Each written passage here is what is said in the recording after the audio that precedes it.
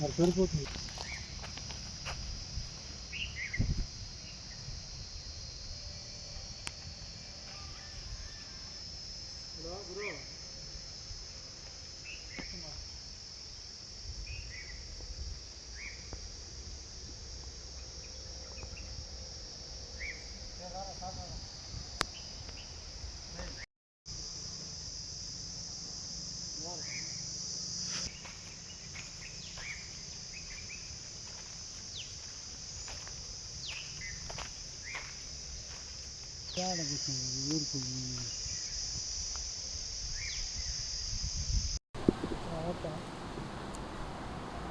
గత కొద్ది రోజుల నుంచి కూడా తిరుపతి అలిపిరి జూ పార్క్ రూట్లో ఉన్నటువంటి ప్రాంతంలో చిరుతలు ఎక్కువగా తిరుగుతున్నాయి.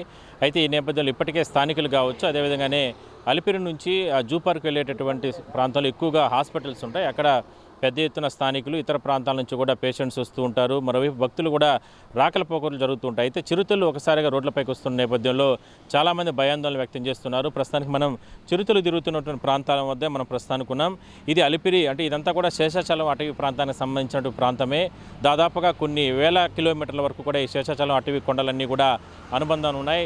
ఎక్కువగా ఫారెస్ట్, డీప్ ఫారెస్ట్ ఉన్న నేపథ్యంలో చిరుతల సంఖ్య ఎక్కువగా ఉన్నాయంటూ కూడా గతంలోనే ఫారెస్ట్ అధికారులు కూడా చెప్పడం జరిగింది. ఇప్పటికే మనం చూస్తున్నాం తిరుమల ఘాట్ రోడ్లో ఎక్కడ చూసినా కూడా చిరుతల సంఖ్య ఎక్కువగా ఉన్నాయి. గతంలో కూడా చిరుతలు అంటే కాలిబాట మార్గాల్లో కూడా భక్తులపైన దాడి చేసినటువంటి దాఖలాలు మనం చూసాం.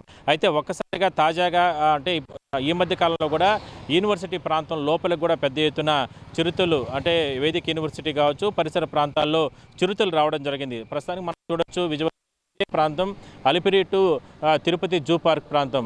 ఇక్కడే క్యాన్సర్ ఆసుపత్రి కావచ్చు, అదేవిధంగానే అరవింద్ ఐ హాస్పిటల్, ఇవన్నీ కూడా ఇక్కడ ఉన్నాయి. ప్రతిరోజు కూడా దాదాపుగా వందలాది మంది పేషెంట్స్, అదేవిధంగానే ఇతర ప్రాంతాల నుంచి కూడా స్థానికులు ఇక్కడికి అందరూ కూడా వస్తుంటారు.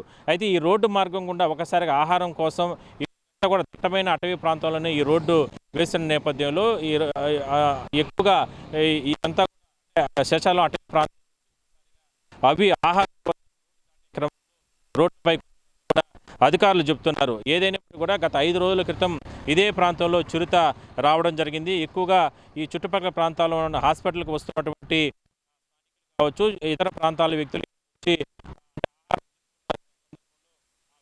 కూడా ఈ ప్రాంతంలో మనం విజయవచ్చు. ఆ వాటర్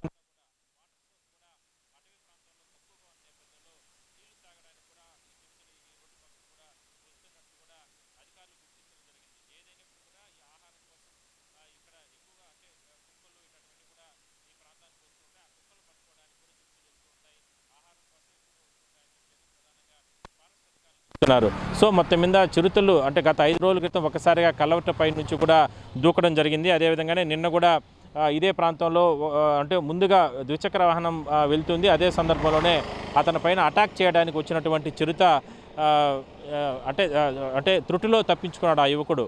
అయితే దీనికి సంబంధించి దాని వెనకాలే అంటే ఆ వాహనం, ఆ ద్విచక్ర వాహనం వెనకాలే ఒక కారు వస్తున్న నేపథ్యంలో ఆ కారులో రికార్డు ఇవ్వడం జరిగింది. చిరుత అతని పైన దాడి చేస్తున్నటువంటి దృశ్యాలన్నీ కూడా కారులో కూడా రికార్డ్ అవ్వడం జరిగింది. అయితే ఆ సీసీటీవీ ఫుటేజీలన్నింటినీ కూడా స్వాధీనం చేసుకున్నటువంటి ఫారెస్ట్ అధికారులు ప్రస్తుతానికి గస్తీ పెంచడం జరిగింది. అలిపిరి టు జూ పార్క్ అంటే చెర్లోపల్లి వరకు కూడా రాత్రి సమయంలో, అంటే గతంలో 8 గంటల తర్వాత ఈ ద్విచక్ర వాహనాలన్నింటినీ కూడా ఆపివేసేవాళ్ళు. తక్కువ అంటే 4 వీలర్స్ వాటిని మాత్రమే పంపించేవాళ్ళు.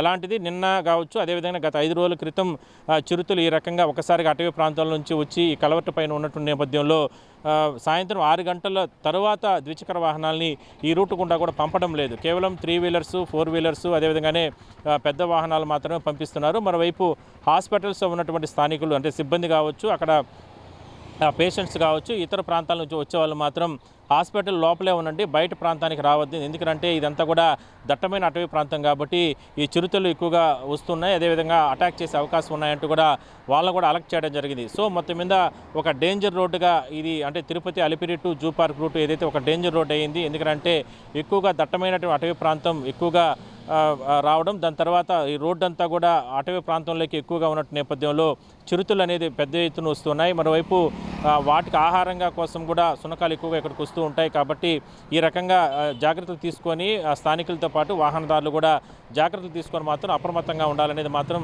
ఫారెస్ట్ అధికారులు కూడా చెప్తున్నారు. వీడియో జర్నలిస్ట్ నాగార్జునతో కలిసి గోపినాథ్, బీఆర్కే న్యూస్, తిరుపతి నుంచి.